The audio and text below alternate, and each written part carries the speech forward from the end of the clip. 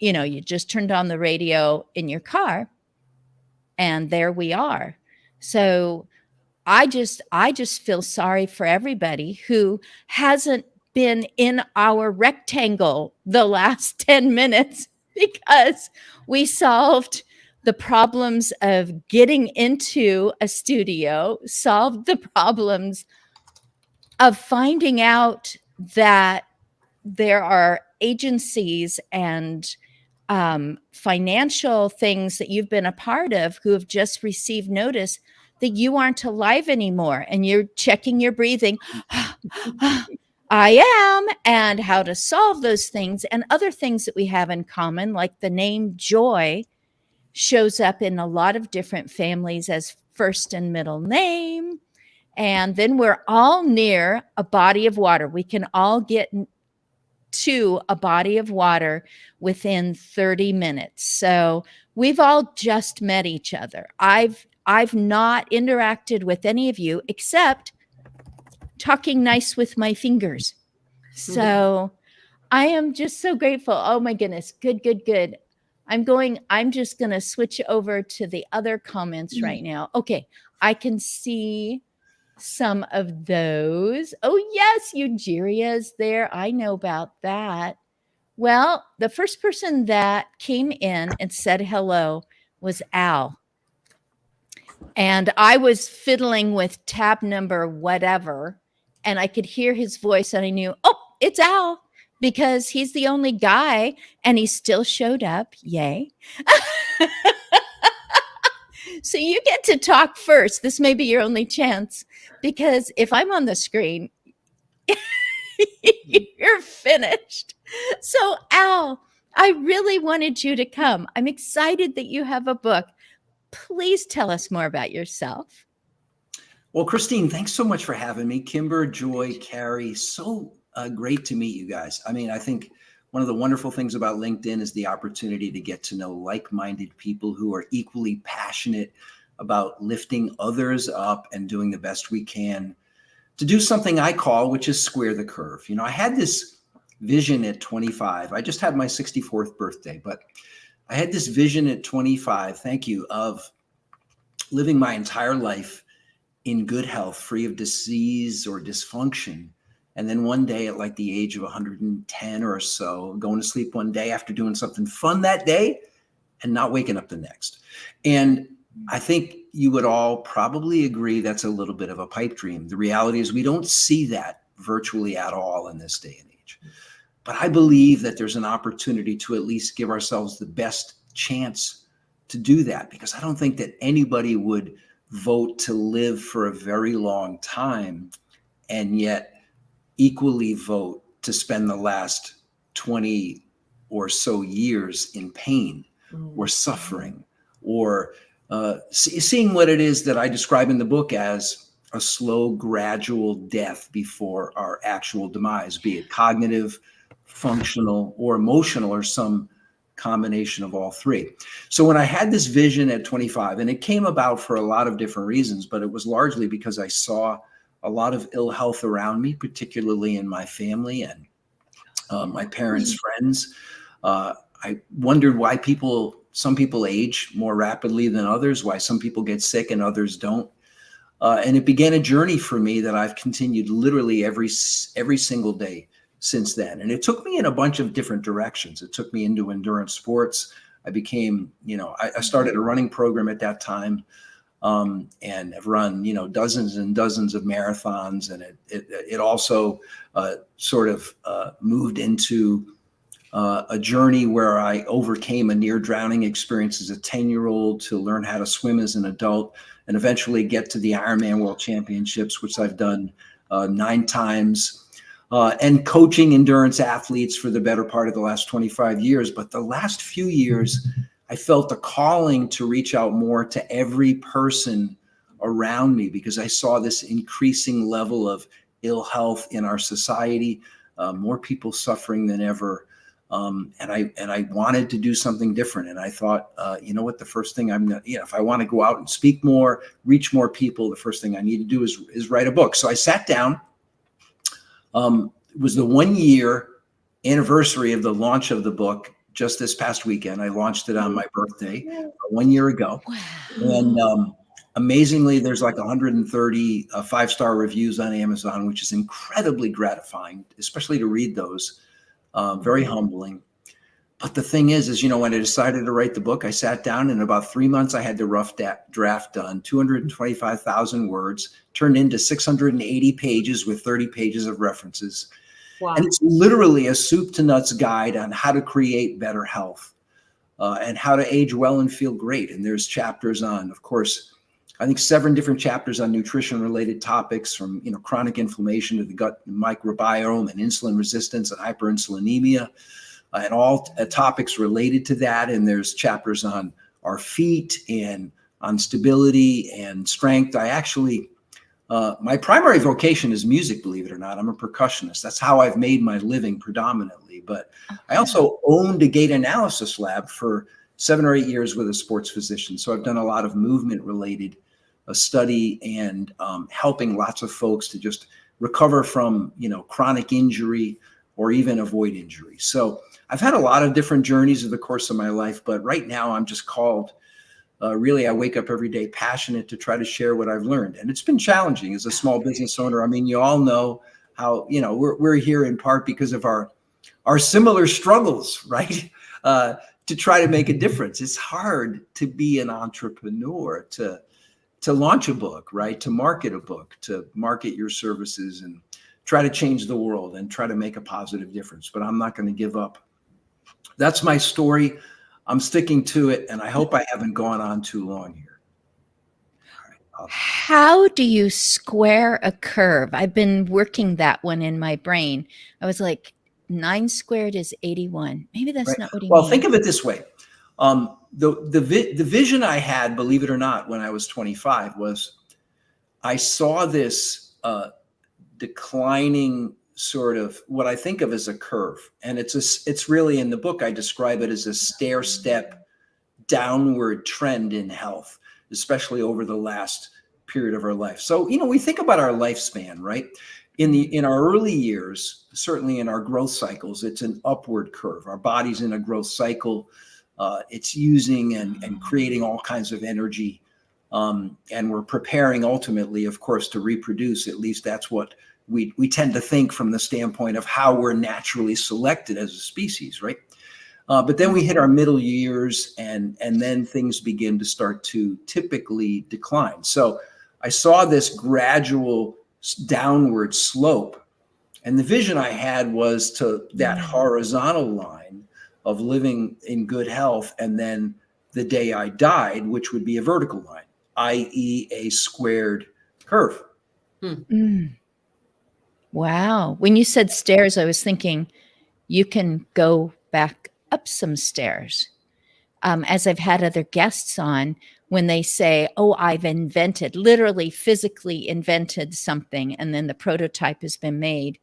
Yeah. And people have said to them, that doesn't work really well in the business world for you to completely be cured of something, because, business means constantly, coming back for more things that will help you. And this, the one that I'm thinking about right now is Linda Swerdlow Smith. I think I've got it in the right order. It's either Linda Smith Swerdlow or Linda Swerdlow Smith, who was told, well, that's a bad business plan. You shouldn't give something that is going to help a person regain the mobility that they had a while back. You should give them something that they rely upon and are going to have to get a new one every few years. And she was like, from a profit well, standpoint, what if I don't like that business plan?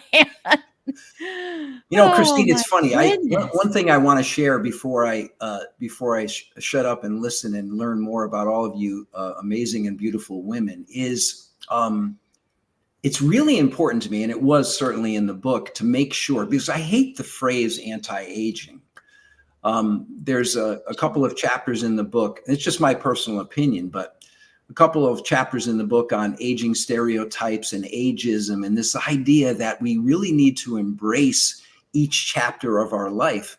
I don't want to go back and revisit or relive, the experiences of my past. I want to create new experiences. I want to embrace where I am right now. And it isn't easy, right? Because there are always challenges with every chapter, but I love the idea of turning the page. And I really wanted to reinforce in the book this idea that it isn't about glorifying youth. It's really about embracing where we are. It isn't about the superficial. It's about how we're growing internally and individually, and how we can make the best of each chapter of our life. And that is really the key. It's about making the best of each chapter, because the reality is most of us are not aging very well, right? We're not giving ourselves the best opportunity, to live our best years. So here I am in my mid 60s, and I'm like, physically, I feel like I can go out and do anything that I'd want to do. I'm stronger now than I've ever been. But I also understand that I'm going to have increasing levels of wrinkles, that some things are going to change. I always laugh at my saggy, baggy butt cheeks. There are some places, there's keeping it real. Yeah, listen, hey, you guys know better. Don't get than us I, the started effects on of saggy. gravity, right? I won't go there, but listen, gravity. But the point is our beauty and our value it really emanates from who we are as people, and it comes from the inside out. And it's less about the superficial and much more about how we feel and how we're able to function, and are we able to take advantage of life and all of that it has to offer. One last thing that I'll leave you with is this, something that I often share with someone when I'm speaking with them about. I'll say, what if we could see our memories in advance? Would we do anything differently today? Because I know for me, my why is I've got a 5-year-old grandson and a 1.5-year-old granddaughter. And I really am excited and jazzed to be racing that grandson around as a teenager in the yard and saying, like, man, you can't catch Papa. Let's go. This idea of seeing different memories that we'll have and creating different memories. I have a memory of my dad passing at the age I am right now, believe it or not, from brain cancer. And my grandfather spending the last years in a convalescent home and passing at 72.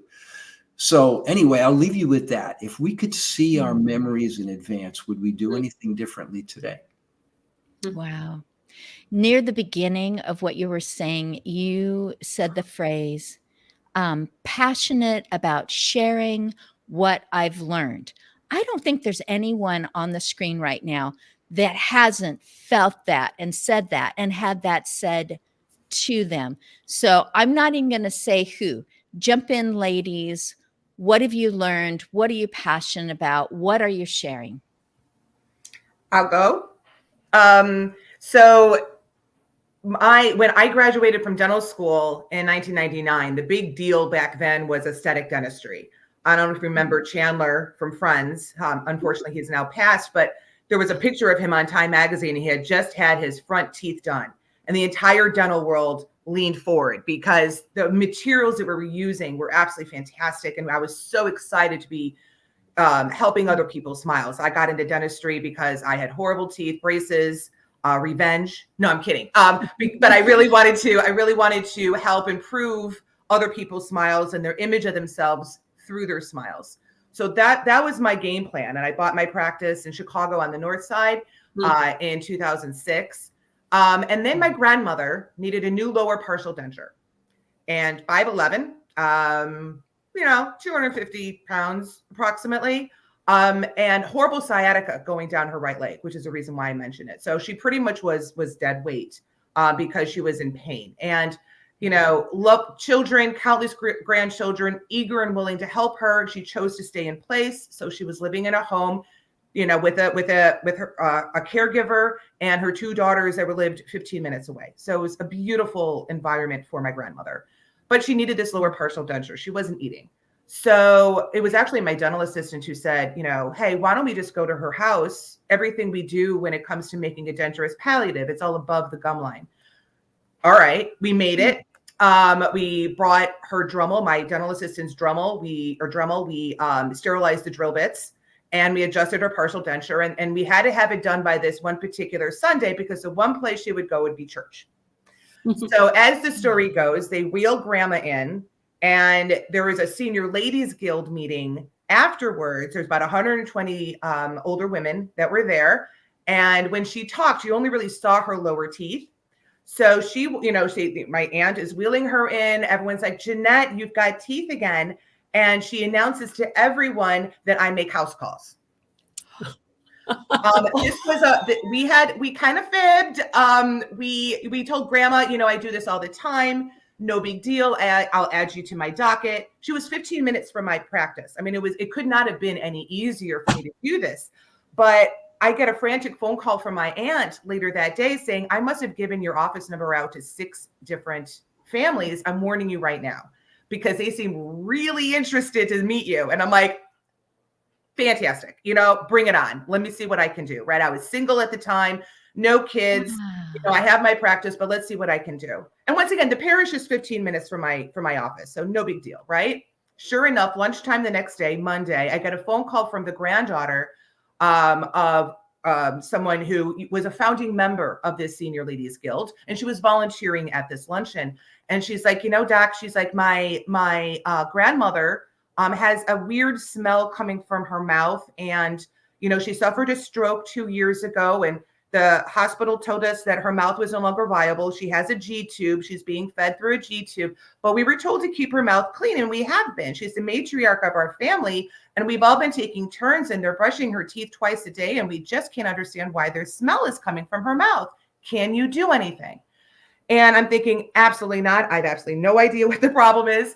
But I'm like, what the hell? If I can be a resource, if I can provide them with information to someone else who can help, why not? So after work that day, I go there, I bring cleaning instruments, I bring denture stuff. Like I brought half my armamentarium from my office. I don't know what to bring.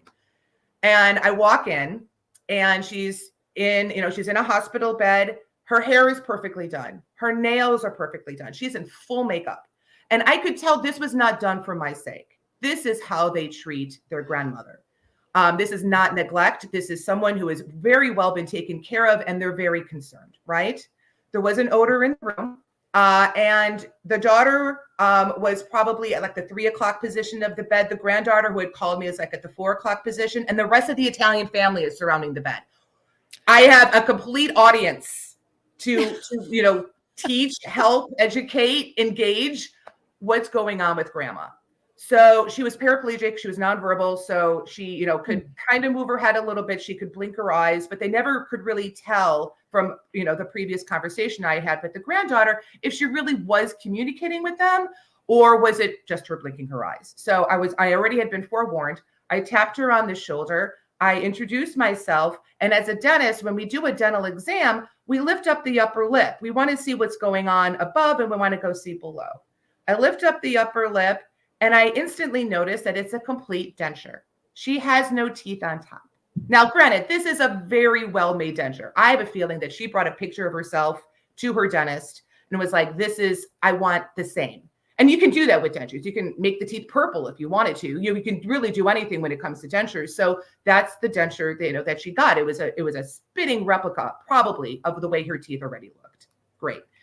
So I take the denture out, and the daughter and the granddaughter start crying because they had no idea. We don't know what we don't know. They had been brushing this denture in her mouth for 2 years, twice a day, every day. Now, what do? You drop the lower lip, you take a look, and you can imagine what I found. It was another complete denture. This woman had no teeth in her mouth. So I'm thinking to myself, okay, the hospital. Now, granted, this is 2007, right? So this is before all the stuff.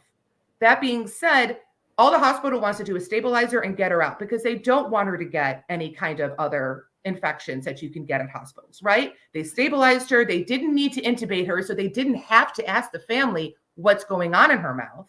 That was not a priority. It was not necessary. So, but the home healthcare agency, and I was not at all involved with the home healthcare world at that time, right? I didn't know anything, but I had heard about this one. Like, they advertised whatever. So I asked them, they were literally like, Mom, Grandma, why couldn't you tell us? Why didn't you tell us about this? And she's, a widow. So obviously her husband had taken this secret with him to his grave.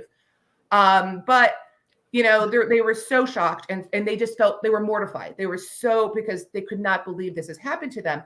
And I said, well, you know, did they ask you what's going on in the mouth? And, you know, they kind of shrugged their shoulders and they're like, yeah, they asked us and we told them we thought this was her teeth.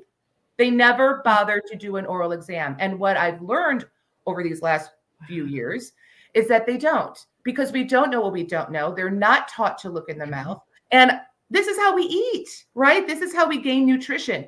And how we're treating our mouths affects the rest of our body, and how we treat our bodies affects our mouths. There is a direct correlation there. And fortunately, we're learning more and more and more about that, right? For example, we already knew about heart health. Those that have certain health or heart issues have to be pre-medicated before they have a dental cleaning, regardless of the age, right?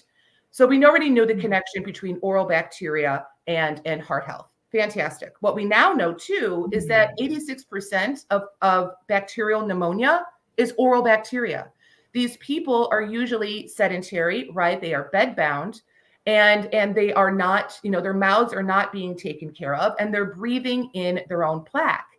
And plaque is bacteria, right? Bacterial poop, because they're living creatures too, and excess foodstuffs that don't get digested, and specifically processed foods. Our salivary glands have not kept up with our, you know, new diets, our lifestyles, and what we're eating. So that is, you know, definitely, you know, a problem. But now we also know, third thing is that one of the very insidious oral bacteria that cause gum disease for people that have weakened immune systems and comorbidities, they have other issues that are going on, can cross the blood-brain barrier and also help create and make the plaque deposits for Alzheimer's disease larger. There's a reason why they're called plaque deposits. Okay. We didn't know chicken or the egg, but we now know the plaque deposits are forming, but this bacteria helps them out, almost kind of like a catalyst. So how we treat our mouths really affects all this. But I didn't know any of this going into dentistry, right? Or even graduating from dental school. This is what I've learned over the years, because my career trajectory, after seeing this wonderful woman and this beautiful family, that, you know, my career, you know, aesthetics out, you know, geriatric oral care in. And unfortunately, geriatric oral care, you know, thank you. Geriatrics is not considered a specialty. It's been brought up to the ADA, American Dental Association, 4 times now. They refuse to see geriatrics as a specialty, and it's really disheartening that my own organization is kind of poo-pooing, you know, what we do. At least that's my opinion on it. That being said, I now go into over 15 different nursing homes. And when I say nursing homes, that's ILAL, assisted living, memory care, skilled. And I also go to people's homes as well, all over Chicagoland.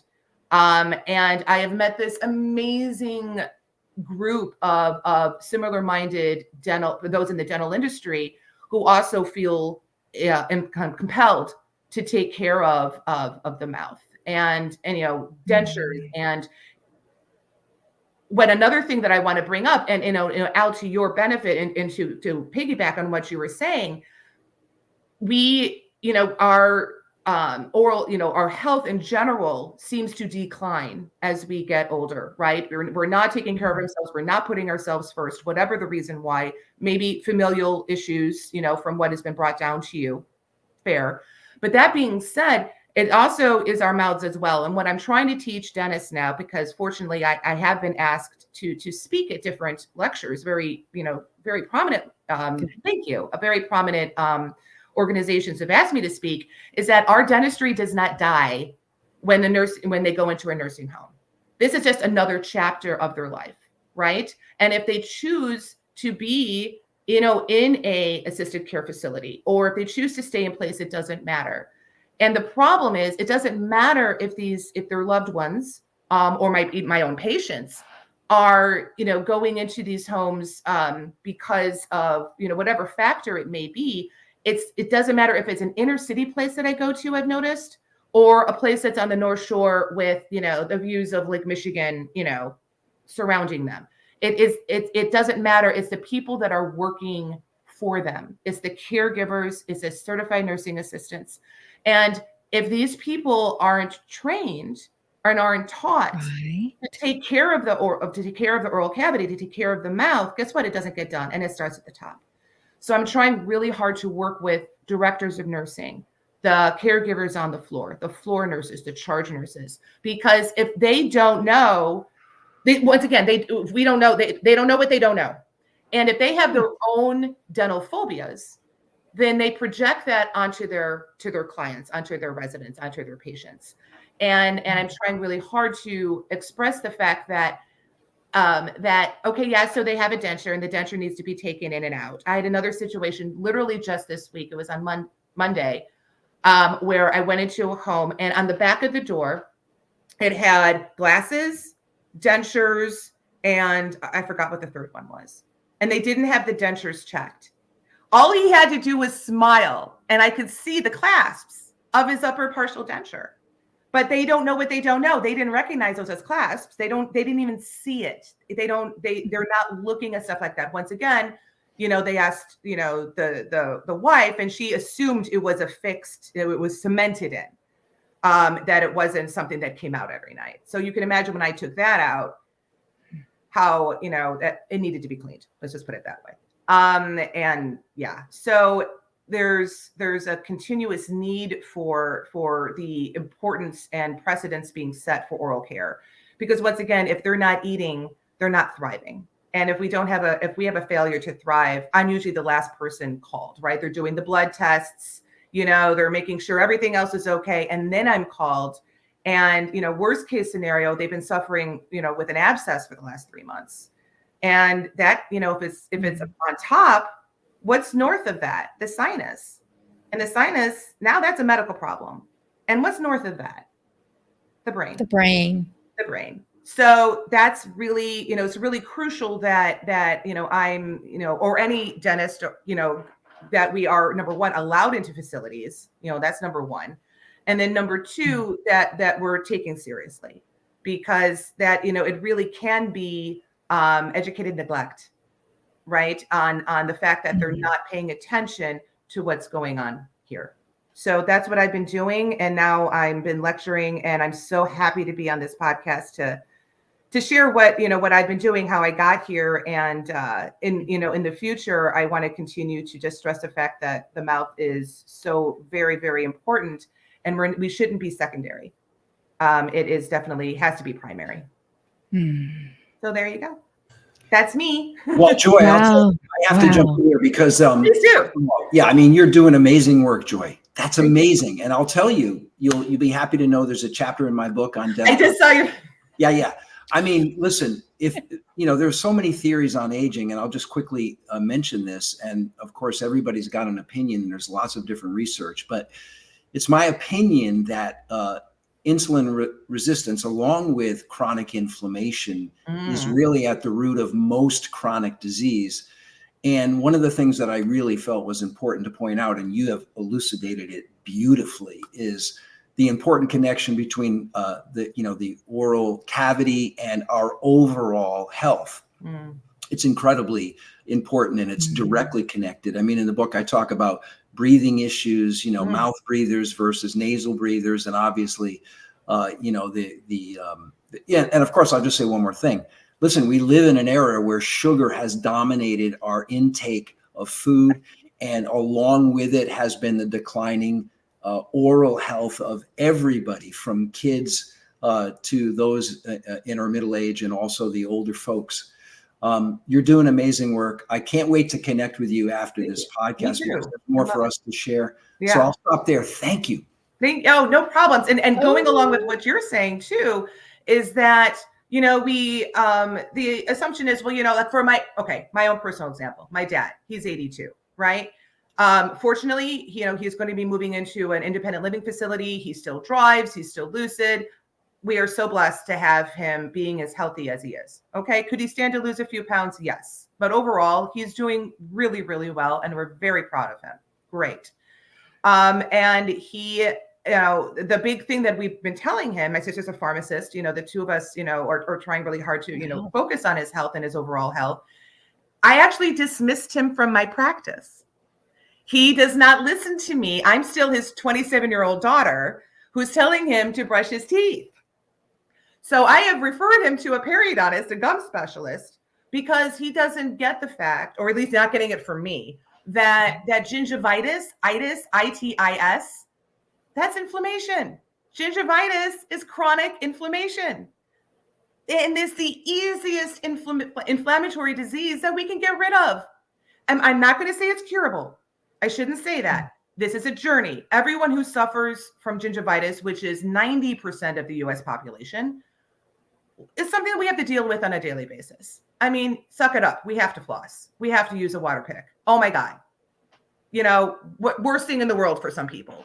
But we have to understand, once again, gingivitis, I mean, that sounds like, you know, nothing, right? People kind of just shrug it off. Oh, I got gingivitis. You know, they roll their eyes, you know, don't we all? I got it from my mom. Oh, you know, but it is a chronic inflammatory disease, right? Our immune systems are fighting to keep our oral bacteria at bay daily, right? I don't want my immune system fighting off my oral bacteria. I want my immune system fighting for my vital organs, right?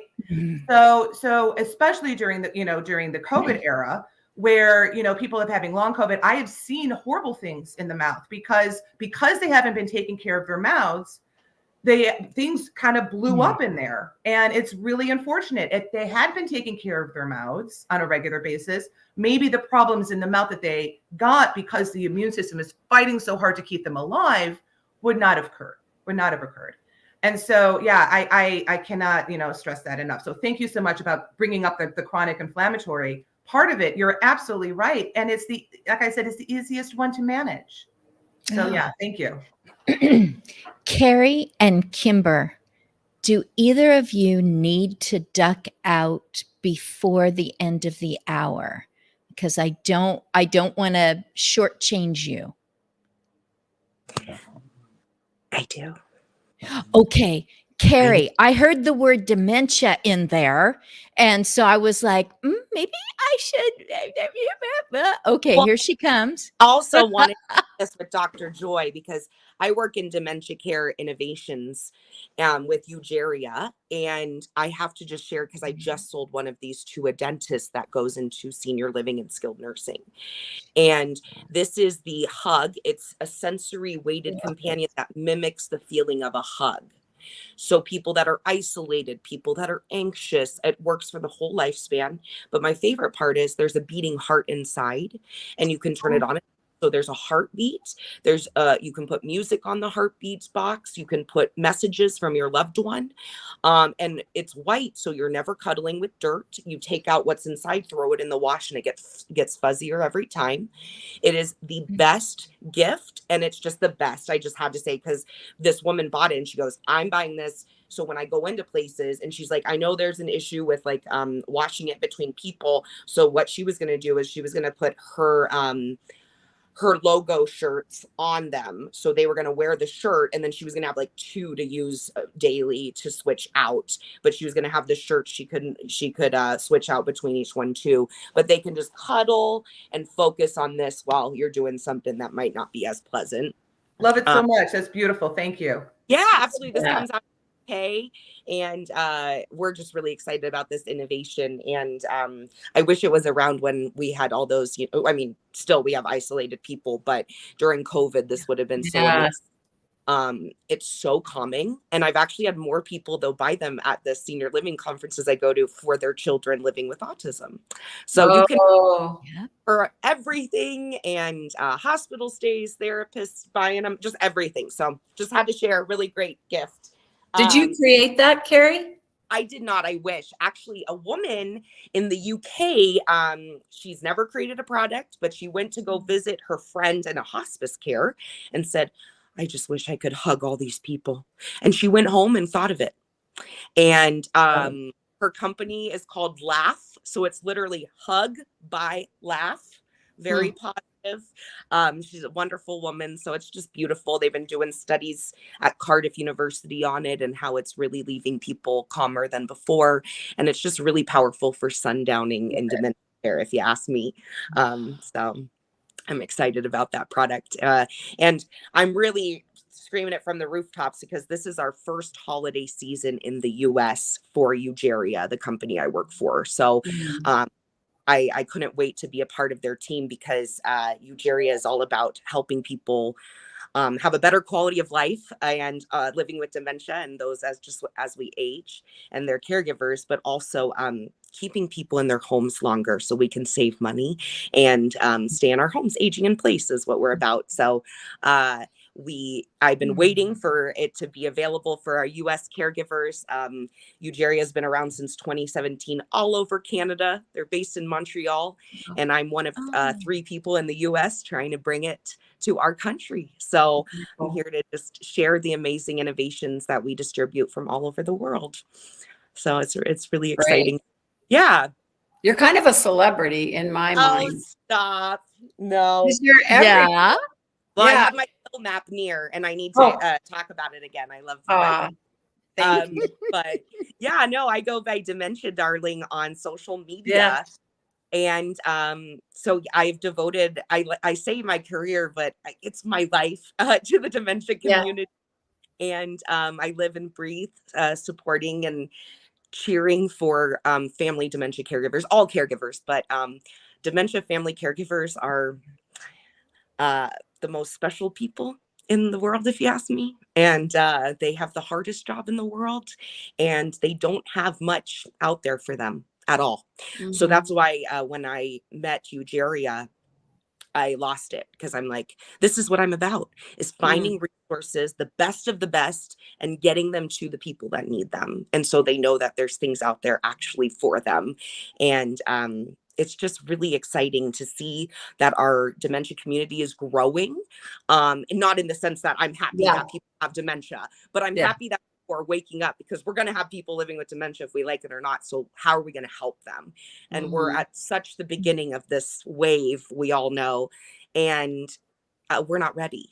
And so whatever I can do to share, support, to empower a caregiver to speak up, to advocate, to educate their families so they can be a part of their families' lives longer, their loved ones, anything, but also to, empower them to take care of themselves, because we often don't. And I think it's 40% of caregivers get sick and have to stop caregiving because of the issues they have themselves.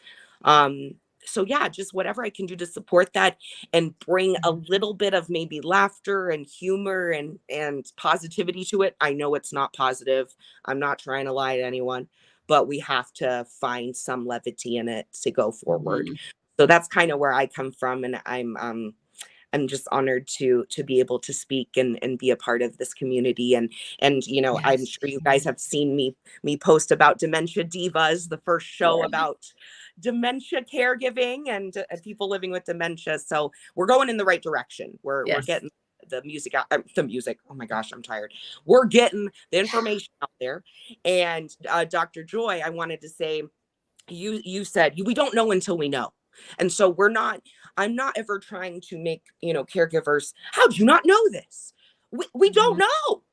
How are we supposed to know? When you get a dementia diagnosis, your doctor goes, good luck, and sends you on your way. I mean, it's a mess. And that's why I created Dementia Darling, because I realized, wow, these caregivers have to go to social media to get help. That's sad. And so I look forward to that changing, but it's true. We don't know until we know. And there's no shame in that, but we have to make the education more accessible. And I have to say to you again, Dr. Joy, because this always stuck with me when I was the activity director at a memory care a long time ago. And we found out a man had dentures. No one knew.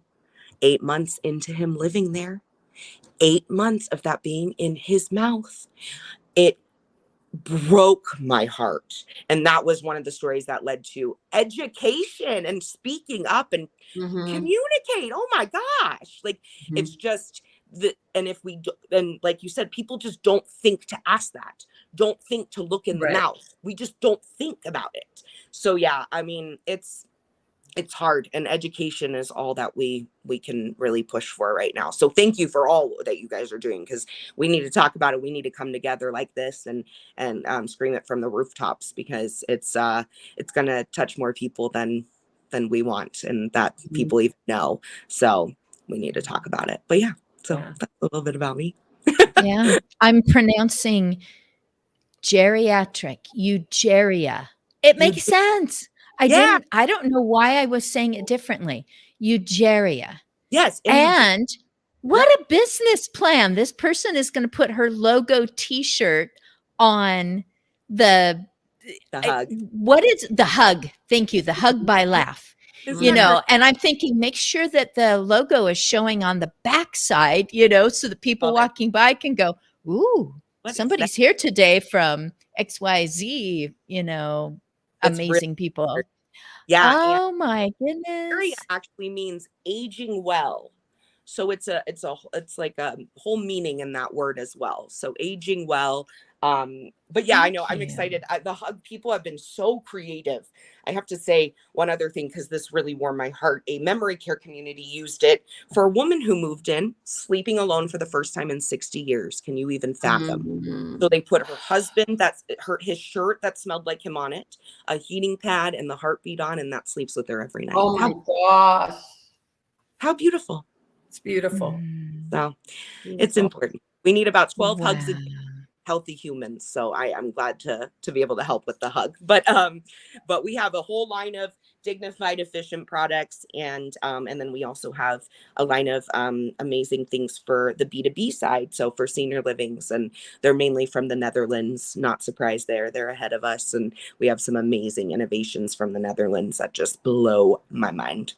But it's fun to be a part of this world. I'm going to CES in Vegas, where I live, next in January, and I can't wait, because AARP Age Tech is the biggest portion of the event, and it's just this is the direction we're going in. So it's great. I'm sorry, what's CES?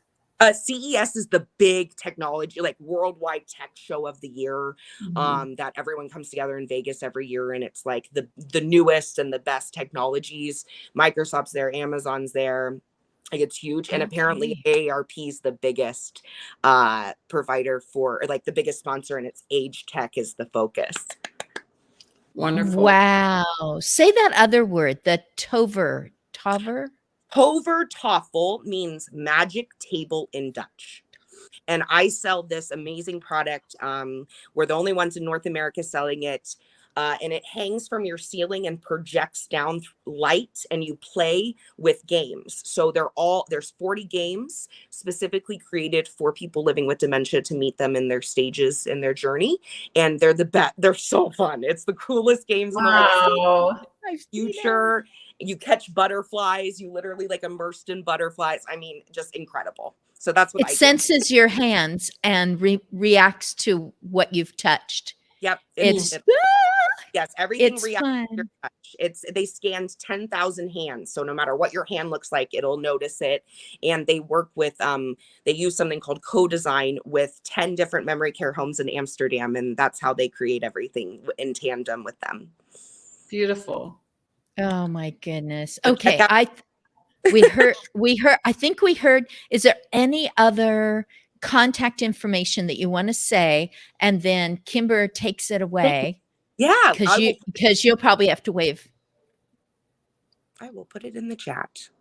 Well, I know fantastic. you have to go, Carrie, but I wanted to say that my father, who passed away a couple years ago, he had a heart condition that hit on his 90th birthday, but he also was suffering from dementia. And we had him, he was an aerospace engineer, brilliant, the most brilliant man I've ever met. And he went, you know, it was just a journey that, you know, our whole family went on.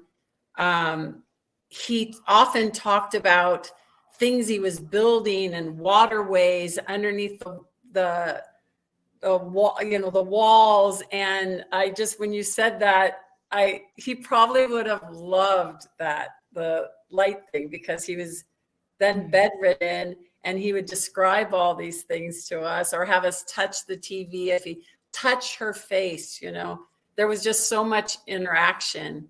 Yeah. So it's, you know, I know every time I learn of a new resource or a new innovation, I'm like, where were you 20 years ago? I know. Like, it's just not there. very frustrating, but he was very lucky to have you support him and love Thank him. you. We And can tell that you love what you do. And thank you. that's why I love this community. So, Good hearts, good-hearted people. yeah, it's like a club you didn't want to join, but then you love being part of the club, and just the life purpose in it, and making a difference, and learning, and living well at every age. Like you talk about, Al, just like, I love my life, and I love this. I love what I'm seeing in people. There's so much bad stuff going on, and I love the hearts of people that I'm now crossing because of my journey with PillMap.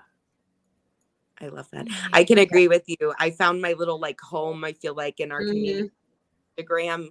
And some people are like, how do you do that? It's so like toxic. And I'm like, not us. Not our group. Everyone's there because not for a fun reason. And we can really connect and support each other. And it's so lonely that it means a lot. And it's a beautiful place. It really is. I feel that completely. Speaking of hugs, it's a hug. Like, it's like, it is.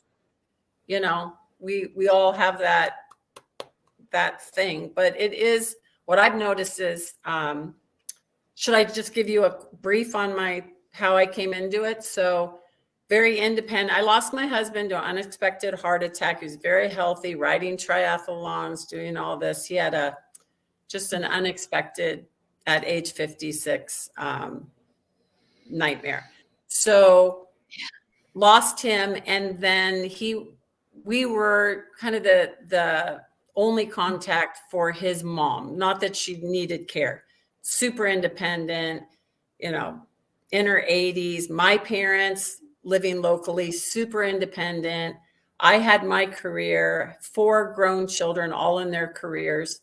No grandchildren yet. I have 4 now, but at the time. And so when this happened, all of a sudden, within 3 months, my mother-in-law was diagnosed with metastatic breast cancer, 4th stage. It was maybe her 3rd round with cancer in general.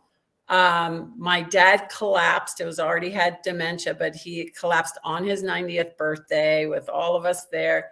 And then my mom broke her neck. She fell back and broke 2 vertebrae, snapped them. They fell away from her cord, so she wasn't paralyzed. She wasn't killed. But I'm the only daughter. I had 3 brothers. The day that now it sounds like a sob story, but you have to know how I jumped into this.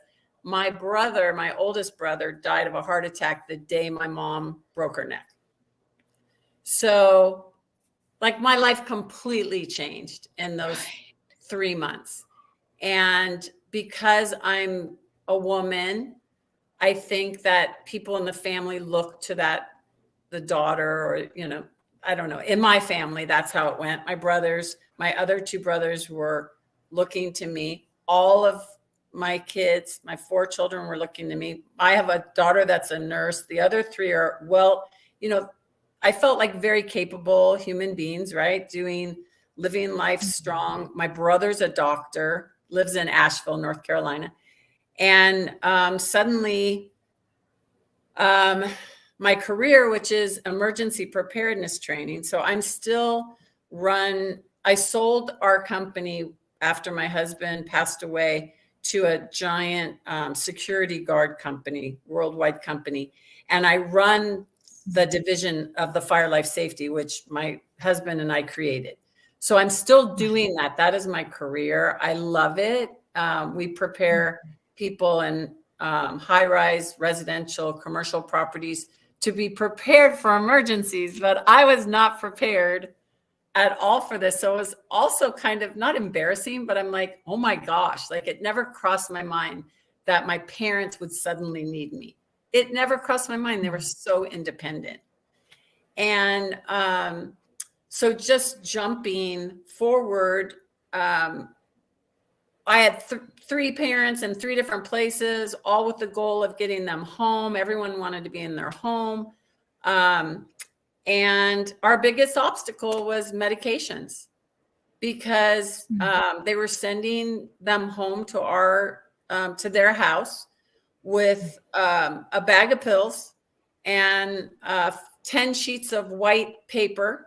And they said, we're going to show up in 24 to 48 hours and we're going to, kind of help you keep this loved one alive. And it was just, to me, like, I just could not believe that the medical community felt that. Oh, there's my dog. Sorry, buddy. He has to bark now, doesn't he? That the medical community thinks that we, the average person even understands metropolol, Pradaxa, whatever the medications are that you're suddenly had to manage. And also, buddy, I'm so sorry. The importance of Life. Of when, the regimens and all of that. So we started taping pills to paper. Pills got dropped on the floor. We were mismedicating my parents. Doctors were mismedicating. Rehabs were mismedicating. So we went from taped pieces of pills, just taped Scotch tape with the information. And then on the backside, all our emergency information. And we would show up to the doctors with that, or 911, the first responders would show up, and they would praise us for that, because they show up at a home, or people show up at emergency room and no one knows, the husband doesn't even know what the wife's taking, and it's something that is so basic. So when you talk about the tech, when Carrie was talking about the big tech conference, the most pushback I get from PillMap is that it's the opposite of tech. Everyone's like, oh, there's an app to do that. You should just use an app. Yes, that's true. There's amazing apps and there's amazing ways to keep track of your medications. But the average family that's past, sharing caregiving, and you have paid caregivers and you have family caregivers, if you could have, I just grabbed a copy of my mom. So it's cardboard. This is what we just created it. I created it with my kids. It's a piece of cardboard. You put one of the pills in. This blister opens and closes. So this is Pradaxa. You put one in.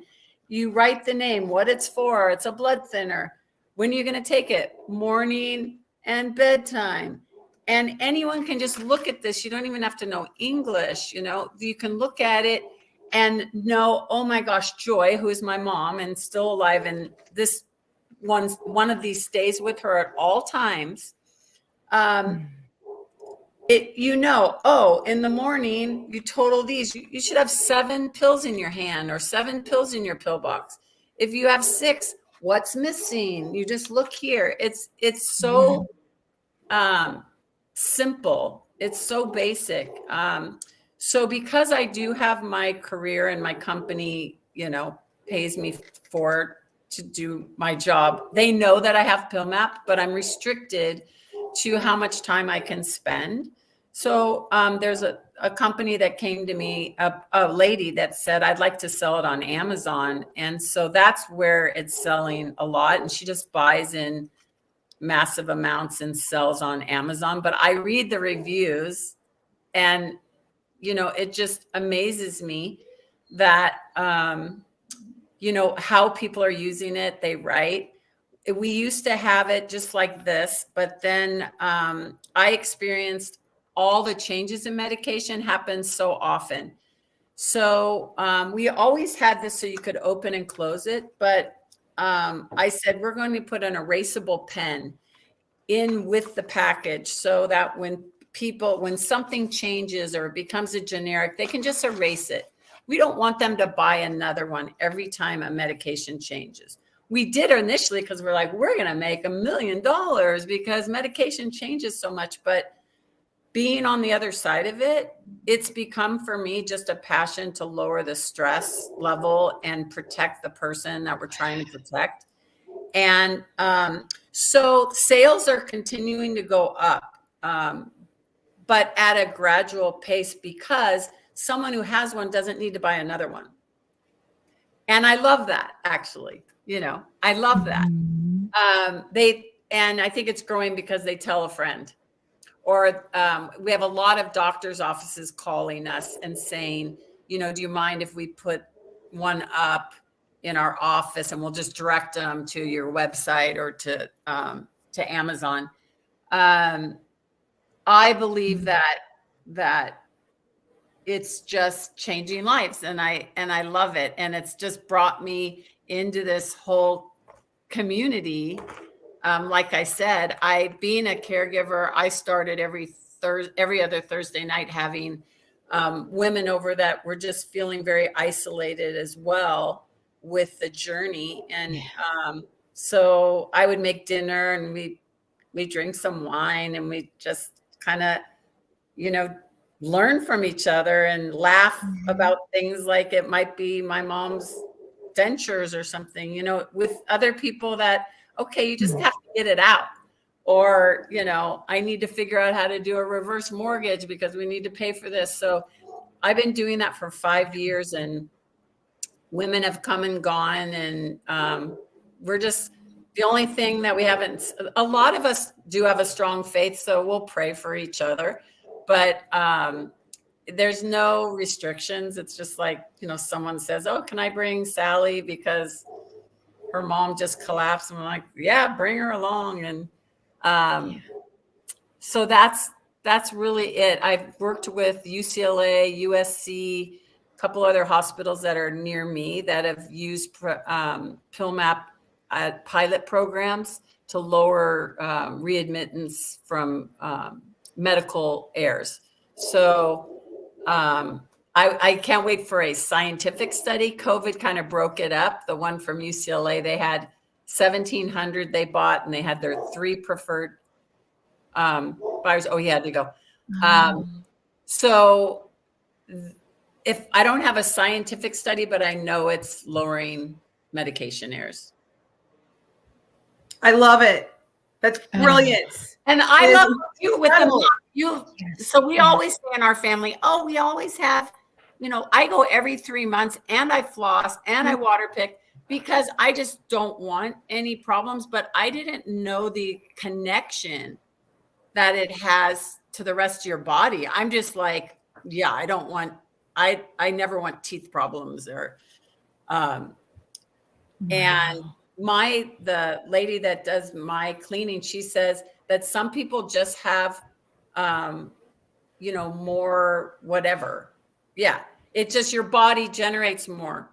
But yeah. We also have in our family a thing with heart calcium buildup, and that's probably coming from that. It's not calcium, it's calculus. Oh. So yeah, no. So what happens is the transition goes from that, that kind of like when we wake up in the morning and we get that kind of like buzz tooth feeling. That's called pedicle. The next stage up, if that doesn't get brushed off or diluted by our saliva, is plaque. And then if it hardens or calcifies, then it will become calculus or tartar. Wow, I'm going to be like synonymous, but it's not. But that's a lot of that. But a lot of people, will say it's calcium deposits, and I'm like, no, it's not. Yeah. Calcium deposits in the inner ears, right? Calcium deposits, God forbid, like gallstones or kidney stones. Those are calcium deposits. What's in here is it's crazy. The bacteria that create gum disease are actually anaerobic. They don't breathe oxygen. So what do they do to try to create another subdivision? They create this hard wall, and they're growing and living their lives behind that wall in the tooth. Oh my gosh. And that's what we're changed me. Today you have changed me. Seriously. Well, and I love this idea with the PillMap. I mean, that is fantastic. I am so tired, and because they truly feel they have nothing else. Okay. This is, but they'll come, but so let's say I have a brick and mortar, and I have 2 associates working for me. Yeah. And so I do have some of my stay at home, they'll bring them in, so we can, whatever. Yeah. And they're coming in with this piece of paper with, it's loose leaf, and they've crossed stuff out, and they'll circle things in red. And then, this paper's been around for 5 years, and it's worn, and some of the things you can't even read anymore because it's faded. Oh my God, this pill map thing, that's amazing. Please check it out. Spread the word, because I think it really does help the dentist. We would take this to when my mom was mobile, still mobile, because she's healed from her neck. She's bedridden for other reasons now, but she's healed. We would take this in because we felt like, gosh, if they're going to be digging or anything, they need to know she's on blood thinners, and she, these different things. So spread the word. I would love that. And Christine, does that mean we're done? Are we over? We're over. Man. We are. Be continued. I know, right? So I will briefly mention I've written 2 books, and they are on my website, agingbetternetwork.com. Joy, Kimber, and my husband, D. Scott Smith, motivational listener. You've been getting your information up on the screen. We have Pill Map. Dr. Joy, you can't be everywhere in the United States. I know. But this conversation can be everywhere, and someone can say, I didn't know what I didn't know. Mm-hmm. I didn't know that it's not recognized, geriatric dentistry. It's geriatric dentistry, that's just dentures. And it's you are all learned people, and you are still learning and continuing to learn as you age, no matter what your age is. I just want to very important. Really quickly, very important. My dream job, honestly, would be to be the dental director. It doesn't exist, but I would love to be the dental director for a nationwide nursing home chain. Maybe insert different terminology here, and then I could go all over the country and educate the directors of nursing, the caregivers, the support staff, whomever. That is my dream job. I don't know who to pitch it to, but I would love to do this because I think we'd save so many issues. Right. You heard it from Carrie Alberts. 8 months, professionals swirling around a person. Someone went, did you know those are dentures in their mouth? I mean, she supported today, so I'm just going to have to say goodbye. Okay, thank you so much. Thank you for having us. Joy, nice. Happy Thanksgiving. Happy Thanksgiving. I'm so glad you all met each other. Al was great. Carrie was great. Joy, you and Kimber. Thank you. Oh my goodness. I love it. We're all